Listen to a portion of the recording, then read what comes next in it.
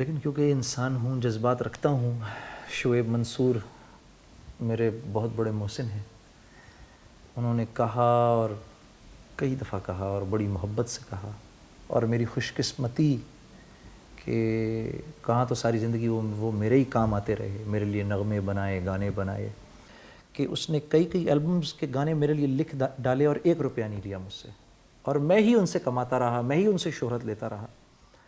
اب ایسا شخص 16 سال کے بعد اگر مجھے آ کے کہے اور میرا ہاتھ پکڑ کے یہ کہے جنید میں چاہتا ہوں یہ فلم تم میرے لیے کرو، تو میں کوئی بڑے سے بڑا مفتی یا عالم بن جاؤں، بہرحال انسان تو ہوں۔ میں نے کہا یار انہوں نے میرے سے زندگی میں پہلی دفعہ کوئی میرے سے فیور مانگا ہے، اور یہ اس پر کہ میں 16 سال شعیب صاحب کی منتیں کرتا رہا کہ مجھے میرے ساتھ فلم کر لیجئے، فلم کر لیجئے، فلم کر لیجئے۔ تو یہ ایک بہت بڑا امتحان تھا۔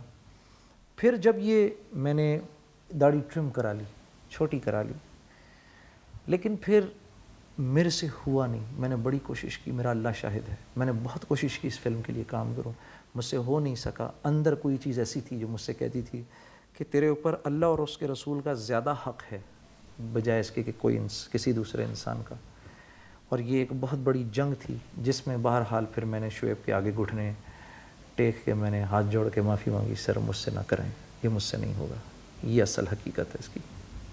تبلیغی جماعت سے تعلق رکھنے والے حضرات پر اعتراض کیا جاتا ہے کہ وہ اخبارات نہیں پڑھتے، حتیٰ کہ مسلمانوں کے کشمیر، عراق اور افغانستان جیسے سلگتے مسائل پر بات نہیں کرتے، ایسا کیوں؟